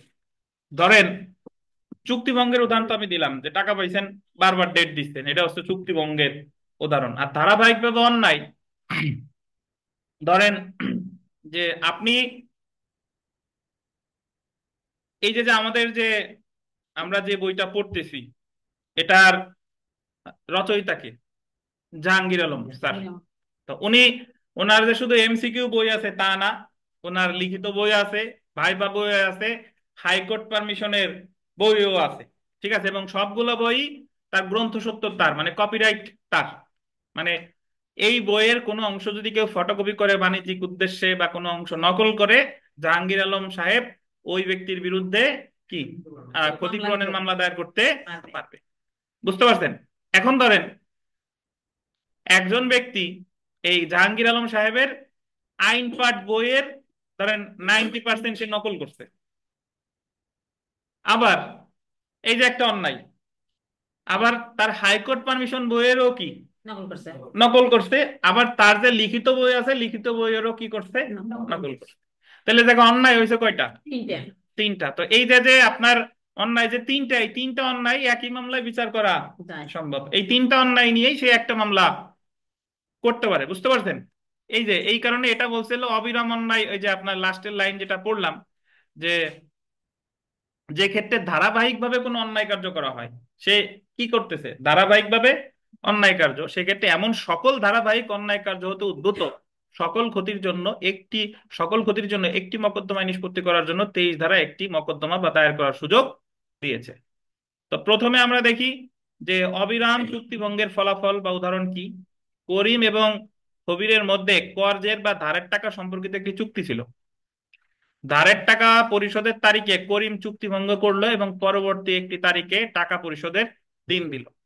উক্ত তারিখেও সে টাকা পরিশোধ করতে ব্যর্থ হলো এবং পুনরায় তারিখ দিল।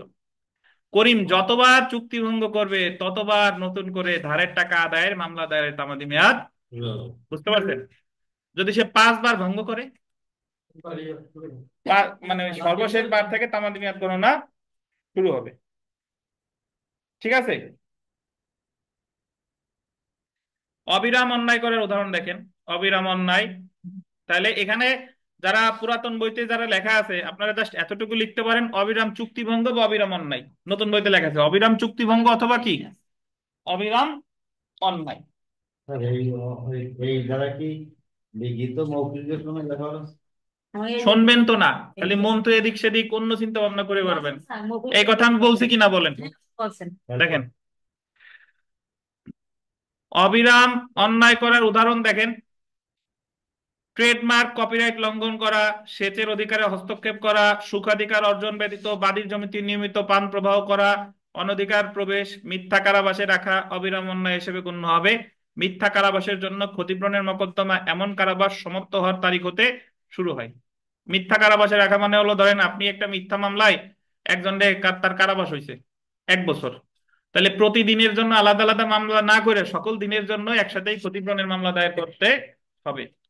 এবং যখন তার কারাবাস শেষ হবে সেদিন থেকে ওই তামাদি মেয়াদ গণনা কি হবে বলেন, শুরু হবে। তো 23 ধারার মূল কথা হলো যে অবিরাম চুক্তিভঙ্গ অথবা অবিরাম কি অন্যায়। আর তাহলে 23 আর 19-এর মধ্যে যে মূল পার্থক্য, 19 লিখিত অবশ্যই হতে হবে, অবশ্যই কি লিখিত, আর লিখিত এবং স্বাক্ষরিত। আর 19 লিখিত এবং স্বাক্ষরিত, আর 23 মৌখিক। মৌখিক হতে পারে, লিখিত হতে পারে। জি। তো বিগত বছরের প্রশ্ন দেখেন যে 1 নম্বর প্রশ্ন, অবিরাম চুক্তিভঙ্গের ফলাফল কি? চুক্তিভঙ্গের প্রতি মুহূর্তেই নতুন করে তামাদি মেয়াদ শুরু হবে। ঠিক আছে? আপনাদের পুরাতন বইতে 24 ধারা আলাদা করে আলোচনা করা নাই, তবে প্রশ্নের মধ্যে একটা সমস্যামূলক প্রশ্ন আছে, ততটুকু বললেই হবে। ধারা 24 ধারাটা একটু দেখি। দেখেন, বিশেষ ক্ষতির কারণ না হলে যে কাজের জন্য মামলা করা যায় না তার ক্ষতিপূরণের মামলা। আপনি 24 ধারাটা জাস্ট মনে রাখবেন, ক্ষতিপূরণের মামলার তামাদি মেয়াদ কখন শুরু হবে এটা দিয়ে। ক্ষতিপূরণের মামলার তামাদি মেয়াদ গণনা কখন শুরু হবে। একটু 24 ধারাটা আগে আমার কথা একটু বুঝেন, তারপরে আমরা বইতে পড়বো।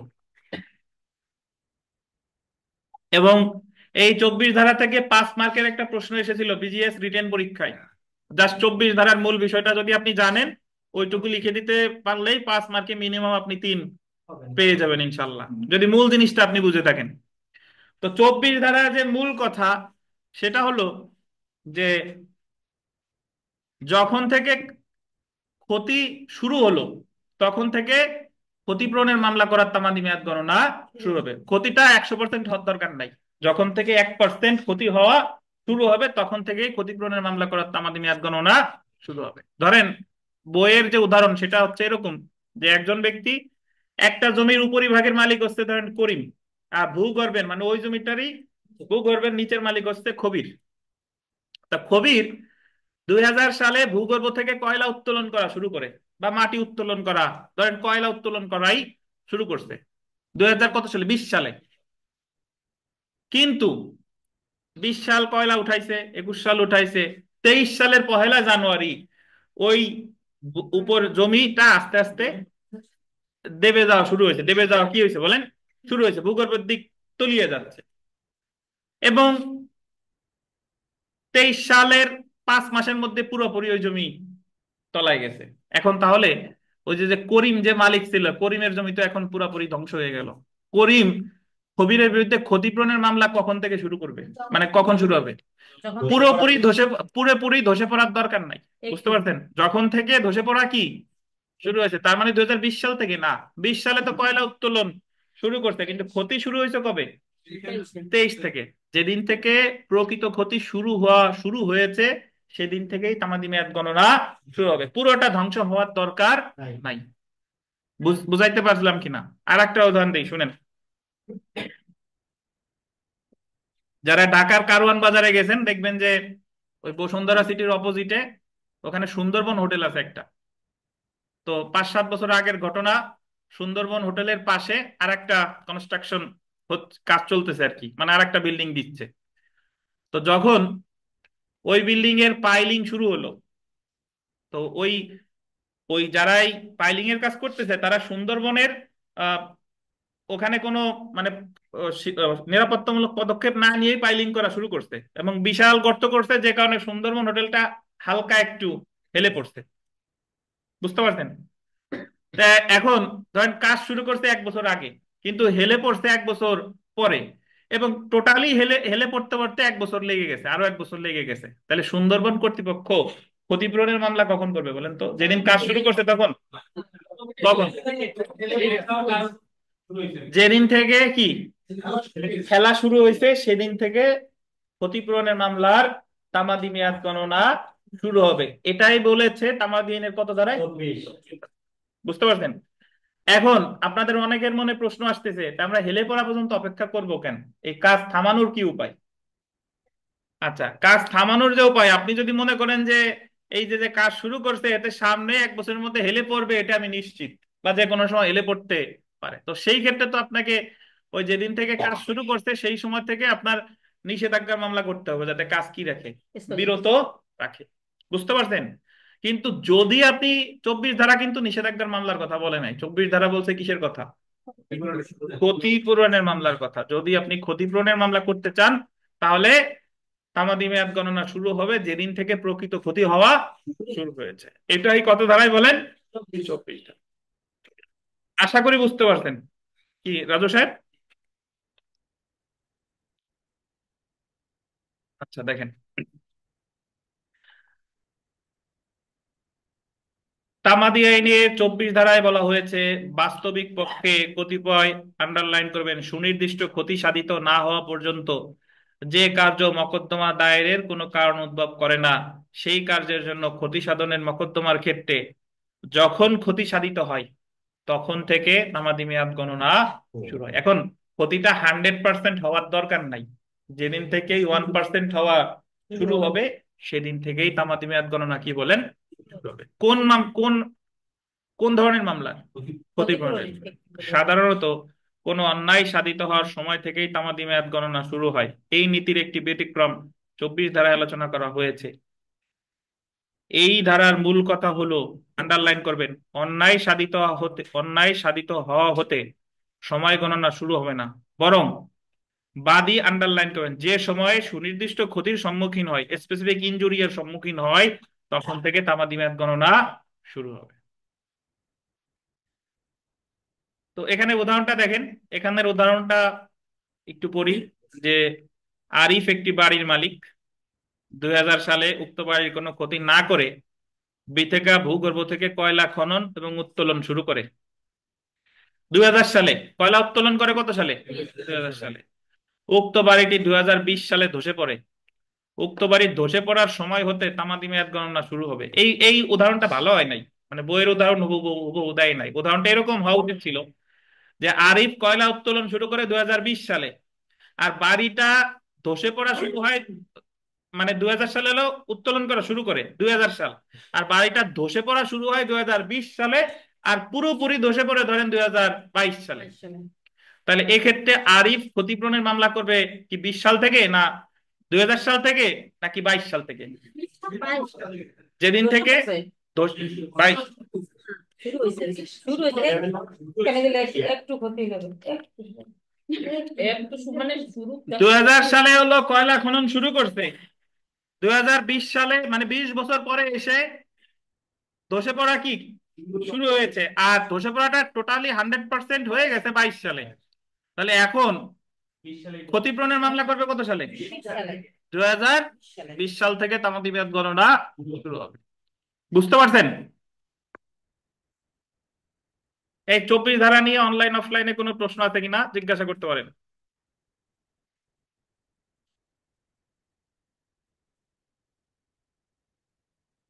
রাজু সাহেব বুঝতেন? না বুঝলে প্রশ্ন করতে হবে। আচ্ছা স্যার, যখন থেকে ভবনটা ধসে পড়া শুরু হয়েছে হুম ওই সময় থেকে যদি তামাদি গণনা শুরু হয়, তাহলে হুম ভবনটা ধসে পড়া শেষ হওয়ার আগ পর্যন্ত কি তামাদির গণনাটা অব্যাহত রাখতে পারবে, নাকি তামাদি এর ভিতরেও অতিবাহিত হতে থাকবে? না, এখন বিষয়টা হচ্ছে যে আপনি ক্ষতিপূরণের মামলা তো বিভিন্ন ধরনের আছে। ধরেন 3 বছর ক্ষতিপূরণের মামলার তামাদি মেয়াদ কত বছর? 3 বছর। তাহলে যেদিন জি। থেকে ধসে পড়া প্রকৃত শুরু হলো সেদিন থেকে 3 বছর কাউন্ট হবে। মানে এক্ষেত্রে বিবাদী সুযোগ নেওয়ার সুযোগ আছে কিনা কোনোভাবে, যে ধসে বিবাদী পড়া শুরু হয়েছে এলো অনেক আগে কিন্তু সে মামলা তো করছে অনেক পরে? না, বিবাদী বলবে যে অমুক তারিখ থেকে ধসে পড়া শুরু হয়েছে, সেদিন থেকে 3 বছরের মধ্যে সে মামলা করে নাই। ধরেন ধসে পড়া জি। শুরু হয়েছে 2020 সালে, আর পুরোপুরি জি। ধসে পড়ছে 2025 সালে। এখন সে 25 যদি সালে। 25 সালে এসে ক্ষতিপূরণের মামলা করে তাহলে তো খারিজ হয়ে যাবে, কারণ দোষে এক্ষেত্রে তামাদি মেয়াদ গণনা করতে হবে কখন থেকে? দেশে যেদিন পড়া থেকে থেকে প্রকৃত শুধু সেদিন থেকে শুরু থেকে 3 বছর, শুরু থেকে তিন তিন বছর বছর আচ্ছা। না, বইয়ের উদাহরণে তো আসলে সব জায়গায় মেনশন করছে যে, স্যার, যে ধসে পড়ার সময় থেকে, যখন থেকে স্পেসিফিক ইনজুরিটা হয়েছে তখন থেকেই সময় গণনা শুরু হবে। হ্যাঁ, তো সেটাই, আমি তো সেটাই বললাম। স্পেসিফিক ইনজুরি মানে তো যেদিন থেকে, স্পেসিফিক ইনজুরি ডাজেন্ট মিন যে একেবারে টোটালি হওয়া লাগবে, ভেঙে চুরে পড়বে তারপরে ভাঙিয়ে চুরে পড়বে সেটা না। যেদিন থেকে আপনার ধসে পড়া স্টার্ট হয়েছে সেদিন থেকে। বলতে আছে স্টার্ট মিস্টার না তপাস করে পড়ি। ওরে আল্লাহ রে। আচ্ছা, ঠিক আছে স্যার। পরি ধবাস করছে। কি পরি ধবাস করছে? পরি পড়ার শব্দ হয় না, শব্দ পড়ার পরে শব্দ হয়, পড়ার সময় শব্দ কথা হয়। বলেন না, দেখেন আমি একটু আপনাদের স্ক্রিনে আনছি, ইংরেজিটা দেখেন।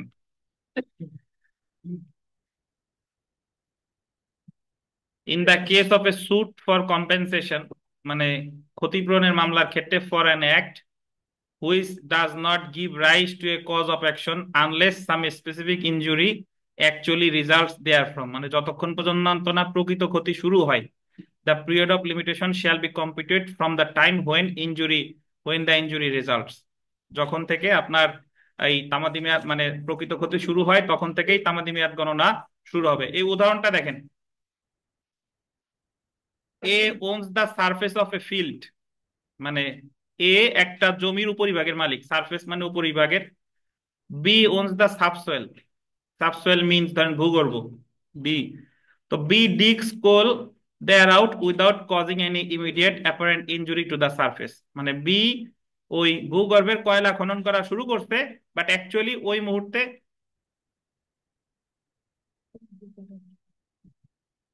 দাঁড়ান দাঁড়ান আমি একটু ওয়েট,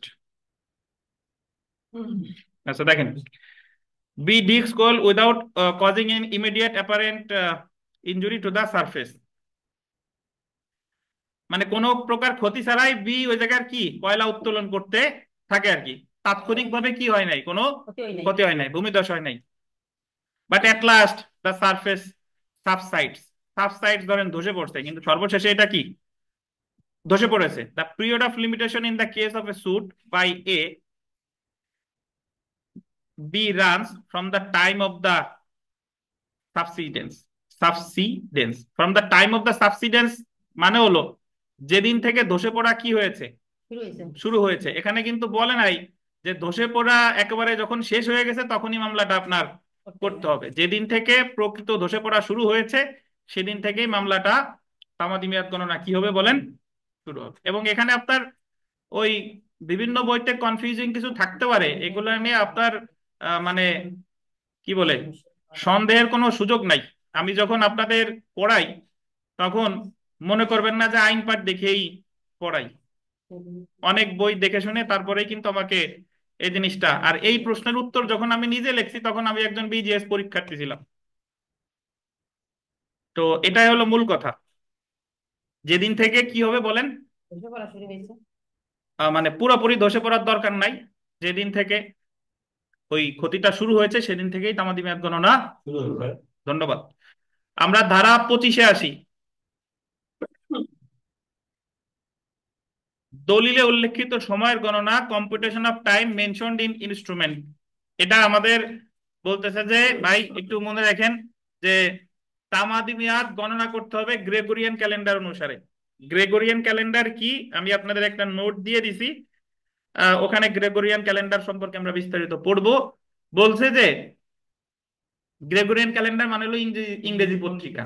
এটা হচ্ছে যে আপনার ওই মূল আমরা আমাদের দেশে তো এখনো দেখবেন যে গ্রামের মুরব্বীরা ওনরা যে কোনো জিনিস ইংরেজি পত্রিকা ফলো করে না, ওনরা বলে ওই দেওয়ানি, সরি মানে বাংলা পত্রিকা, যে অমুক তারিখ, বাংলা মাস এখনো তাদের মুখস্থ। তো ধরেন একটা জমি দলিলে আপনি যে তারিখ উল্লেখ করছেন উভয়ই বাংলা তারিখ উল্লেখ করছেন বা আরবি তারিখ উল্লেখ করছেন। এখন ওই দলিল নিয়ে যদি কোনো মামলা হয় সেক্ষেত্রে হিসাব করা হবে কোন তারিখ, ইংরেজি তারিখ, মানে ওই বাংলা তারিখে কোন ইংরেজি তারিখ ছিল সেখান থেকেই তামাদি মেয়াদ গণনা করা হবে। এই ক্ষেত্রে কিন্তু ওই বাংলা পঞ্জিকা বা আরবি পঞ্জিকা এগুলা কিন্তু কি পাবে না, গুরুত্ব হবে না। প্রাধান্য পাবে না। তো এই কারণেই পরীক্ষায় যদি প্রশ্ন আসে যে গ্রেগরিয়ান ক্যালেন্ডার সম্পর্কে বলা হয়েছে তামাদি আইনের কত ধারায়, 25 দ্বারা 25 ধারা। এছাড়া বলতে পারে যে আপনার আহ তামাদি আইনের 25 ধারা অনুসারে তামাদি মেয়াদ গণনা হবে কোন পঞ্জিকা অনুসারে, গ্রেগরিয়ান। গ্রেগরিয়ান পঞ্জিকা অনুসারে। বুঝতে পারছেন?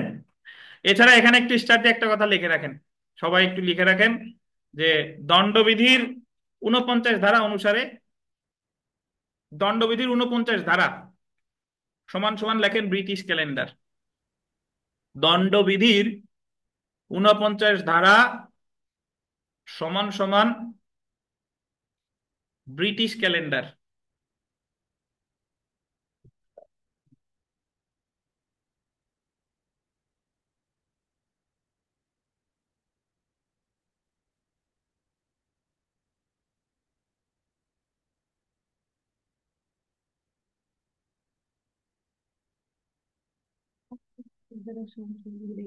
আমার ওইটাই লেখা আছে, দণ্ডবিধিতে লেখা আছে।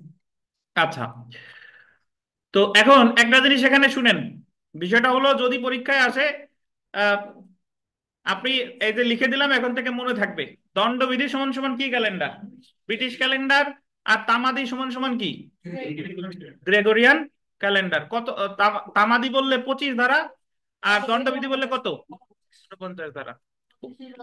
উদাহরণ দেখেন, উদাহরণটা পড়ে ফেলি যে স্থানীয় বর্ষপঞ্জি অনুসারে তারিখ উল্লেখ করে 1 বছরের মধ্যে টাকা পরিশোধের শর্তে জনৈক হিন্দু একটি মুচলেকা দেয়। মুচলেকার ব্যাপারে মামলা দায়ের করতে হলে গ্রেগরিয়ান বর্ষপঞ্জি অনুসারে ওই তারিখ থেকে 1 বছর অতিবাহিত হওয়ার পর থেকে তামাদি মেয়াদ গণনা করা হবে। তো এটা কোন পঞ্জিকা অনুসারে, গ্রেগরিয়ান। আমরাই আপনাদের যে নোটটা দিয়েছিলাম এই নোটে একটু চলে আসি, দেখেন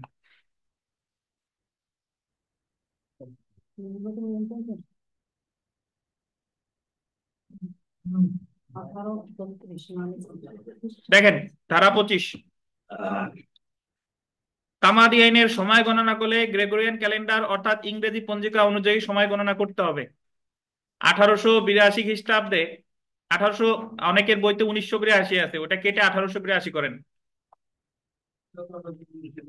কোনটা, হ্যাঁ ওটা লেখেন একটু, 1882, জি 1982 না, হ্যাঁ হ্যাঁ হ্যাঁ 1882 করতেন, হ্যাঁ হ্যাঁ 1800 করবেন, জাস্ট 9 জায়গা 8 দিয়ে দেন, লিখছেন। 1882 খ্রিস্টাব্দে পোপ ত্রয়োদশ গ্রেগরি ইংরেজি পত্রিকা সংস্কার করেন এবং সেই সময় হতে ইংরেজি পঞ্জিকা অর্থাৎ ইংরেজি সন তারিখ গ্রেগরিয়ান ক্যালেন্ডার নামে খ্যাত। এখন এই কথা কিন্তু আমাদের তামাদি আইনে বলা নাই 1882, এটা হলো এমনি ইতিহাস থেকে বের করা যে গ্রেগরিয়ান ক্যালেন্ডারের প্রচলন শুরু হয় কত সাল থেকে, 1882। তো এখানে দেখেন, ধরা যাক বাংলা 1386 সালে 25শে বৈশাখ রহিম করিমের নিকট হতে 100 টাকা কর্জ নিয়েছিল, 15ই বৈশাখ সরি। ওই টাকা আপোষে না দিলে করিমকে রহিমের বিরুদ্ধে টাকা নেওয়ার তারিখ হইতে 3 বছরের মধ্যে মামলা করতে হবে। বাংলা সাল অনুযায়ী 1989 সালের 15ই বৈশাখের মধ্যে মামলা করলে সব সময় তামাদি মেয়াদ রক্ষা নাও হতে পারে। মানে আপনি যদি 3 বছর গণনা করেন বাংলা পঞ্জিকা অনুসারে তাইলে হবে না। এই ক্ষেত্রে 1386 সালের 15ই বৈশাখ ইংরেজি যে তারিখ ছিল সেই তারিখ হতে ইংরেজি পঞ্জিকা অনুযায়ী 3 বছরের মধ্যে মামলা করতে হবে। দলিলে ইংরেজি তারিখ ব্যতীত বাংলা সহ হিজরি অথবা অন্য যে কোনো ধরনের তারিখ থাকুক না কেন একই নিয়ম প্রযোজ্য। হ্যাঁ বলেন। 1399 থেকে 1989 1399 সঠিক উত্তর। আচ্ছা, ওটা সমস্যা নাই। 1389 মোটামুটি ওগুলা বিষয় না। ওটা আমার মস্তিষ্কে ঠিক ছিল, মুখ দিয়ে অন্য কথা বের হয়ে গেছে। তো আপনি এখানে মূল যে কথাটা সেটা হলো যে বাংলা তারিখ লেখা থাক দলিলে, আরবি তারিখ লেখা থাক, বা অন্য যে পত্রিকায় যাই থাক না কেন, হিসাব করা হবে কোন পত্রিকা অনুসারে? গ্রেগরিয়ান ক্যালেন্ডার অনুসারে। তামাদি আইনের কত ধারা? 25 ধারা। আর দণ্ডবিধির 49 ধারায় কি? British calendar. বুঝেছেন? তো আমরা এখানে একটা প্রশ্নে আসি। এখান থেকে কোনোদিন প্রশ্ন আসছে কিনা? মানে এই ইউরোপিয়ান ক্যালেন্ডার আর ব্রিটিশ ক্যালেন্ডার কি একই। পাওয়া যায় একই? এই ক্যালেন্ডার হইতে সামনে বেরি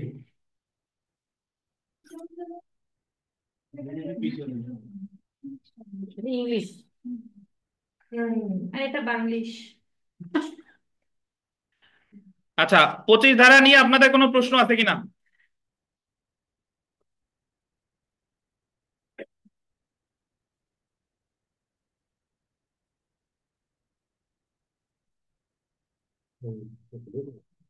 বিগত বছর প্রশ্ন দেখেন, বিগত বছর প্রশ্ন এখানে একটু আসেন।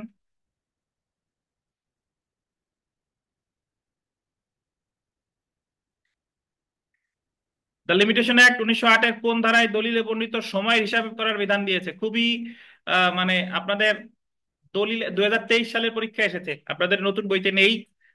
কোন ধারায় দলিলে বর্ণিত সময়ের হিসাব করার বিধান রয়েছে? এক্ষেত্রে একটু মাথা খাটাইতে হবে। 26 ধারায় আমরা এখনো পড়ি নাই, সুখাধিকার। 23 ধারায় হচ্ছে অবিরাম চুক্তিভঙ্গের ফলাফল। আর 24 ধারায় হলো কি? ক্ষতিপূরণ। ক্ষতিপূরণের মামলা করার তামাদি বিধান। আর 25-এ হচ্ছে দলিলে বর্ণিত সময় হিসাব করার বিধান। কোন কোন পত্রিকা অনুসারে হবে? গ্রেগরিয়ান ক্যালেন্ডার অনুসারে হবে। তো আজকে শেষ করার নিয়ত ছিল, কিন্তু হবে না। আজকে আমাদের 25 ধারা পর্যন্তই থাক, এখন আমরা পরীক্ষা দিই।